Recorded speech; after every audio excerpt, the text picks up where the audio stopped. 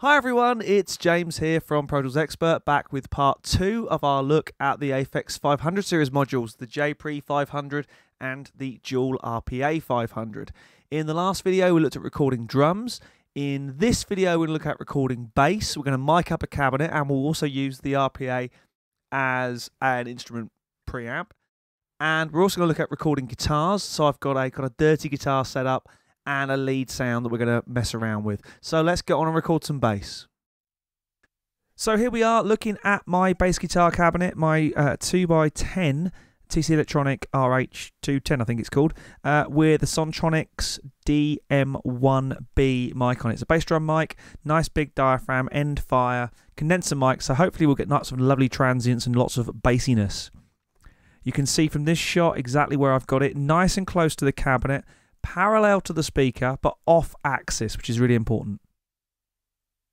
Here's the amp, RH750, and you can see the settings I'm using here on the amp. Not pushing or pulling too much, just dropping a little bit of the mid out and pushing a bit of extra bass and a bit of extra top end. Little tiny bit of compression. Now in this shot you can see I am using a TC delay pedal without the delay on to act as a Y split. So the white cable is going in and then the green with red tape goes off to the amp and the gold goes off to the preamp. So let's record some bass.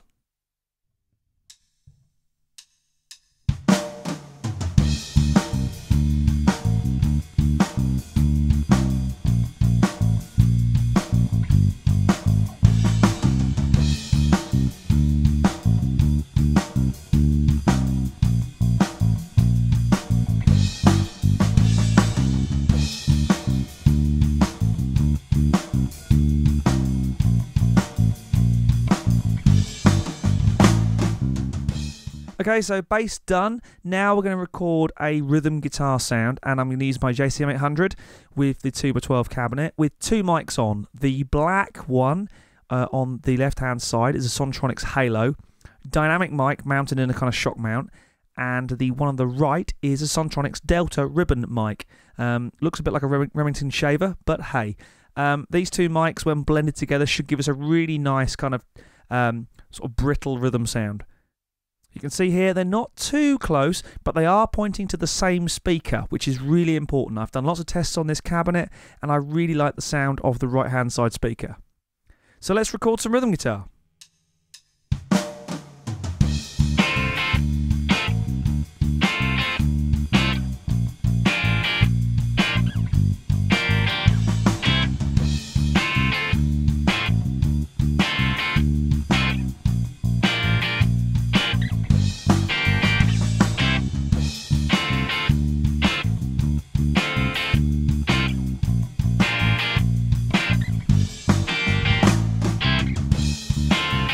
So the last thing we're going to put down is some lead, and for that I'm going to juice up the sound a little bit by using my TC Electronic Nova Drive. A bit of overdrive, a bit of distortion going into the same patches, just using my Strat this time. And let's blow in some lead.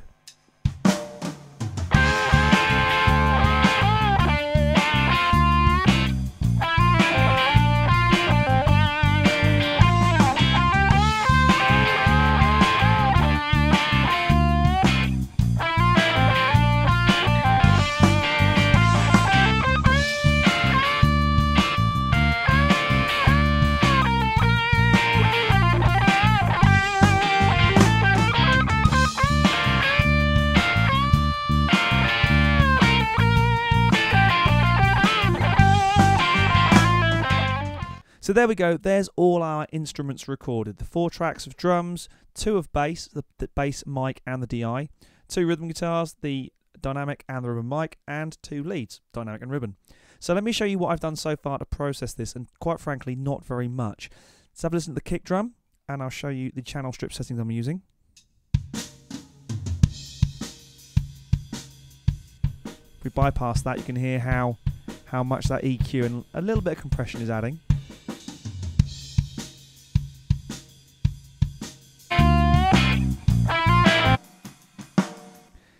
Now the snare is quite an interesting one. If we have a listen to that, you can see here I've got the channel strip rolling out quite a lot at the bottom end, and peaking. I was having a little presence peak around about 1K, just to bring out some zing. But I've also got a 1-band EQ3, and I'm using that to knock out one of those horrible kind of ringing frequencies that this snare seems to have. So if I listen to that, if I bypass that 1-band EQ, there's a real nasal kind of about 466 hertz thereabouts.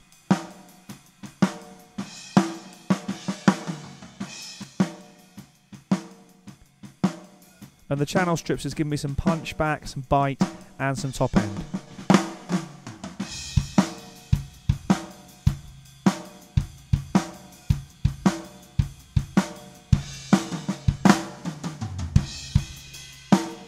Let's add the overheads to that.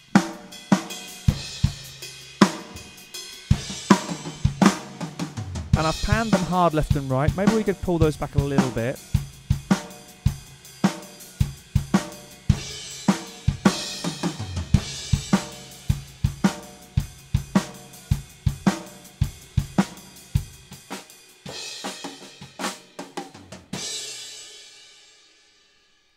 Maybe we could put a little bit of high pass filter on that just to get rid of some of the bottom end out of it. But actually I'm not that unhappy with the sound of the kit overall.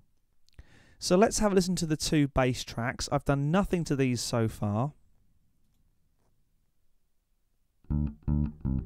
There's the DI.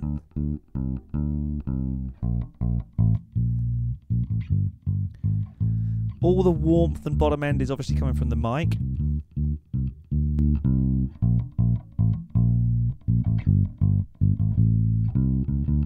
Now my take on recording is very much get it right at source. If it sounds great on the way in, there's a fair chance it's going to sound alright once you get into the mix. And then you're only going to have to EQ to actually get rid of any problems. But at the moment, I don't really hear any. Let's add that to the drums.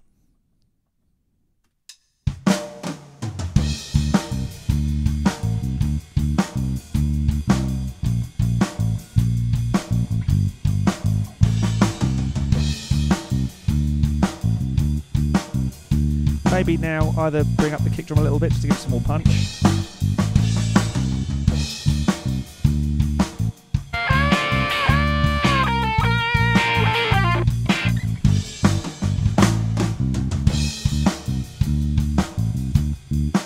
Yeah, reasonably happy with that. Now this rhythm part's quite simple, quite simplistic, but does blend in quite nicely. It kind of gets between the bass notes, which is quite nice. Let's have a listen to that on its own.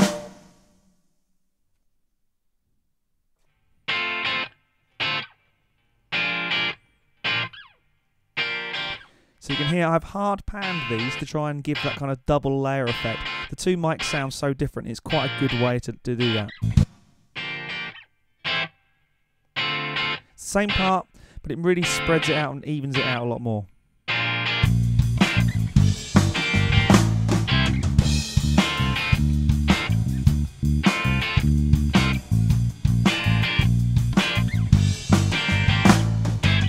Now what you could choose to do at this point is to mess around, again, put a high pass filter on there to get rid of some of that bottom end. Again, I quite like the sound. It's kind of chuggy. I use the Telecaster, which is a bright sounding guitar anyway. I'm not going to mess around with it too much. Could, though, choose to put some reverb on these 2 channels, so let's do that. And let's add a bit of room verb to that. And I'm using just the air reverb, kind of a medium hall drum setting, drum hall setting.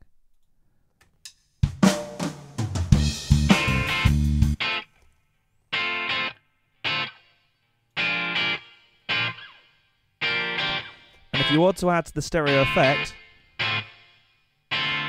hard pan your reverb sends as well.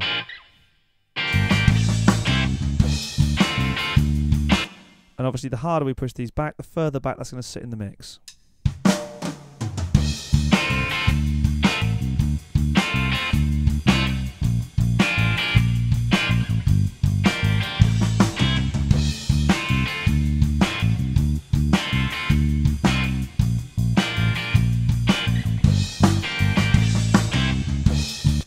Okay, so lead guitar. It's quite an interesting one, this, because obviously we're using 2 mics to blend. Now, really important thing to do is to check for phasing, which I've already done. We did that on the way in to make sure everything's going to line up and we're not going to get any cancellation as we change the volume levels of these two. You can hear as I line them up.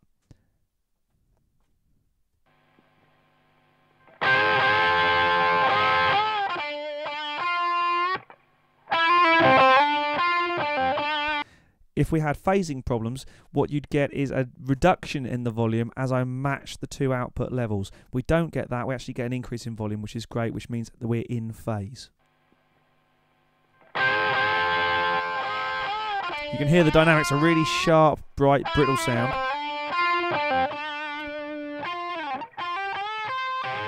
And the ribbon sound is much more mellow, much warmer.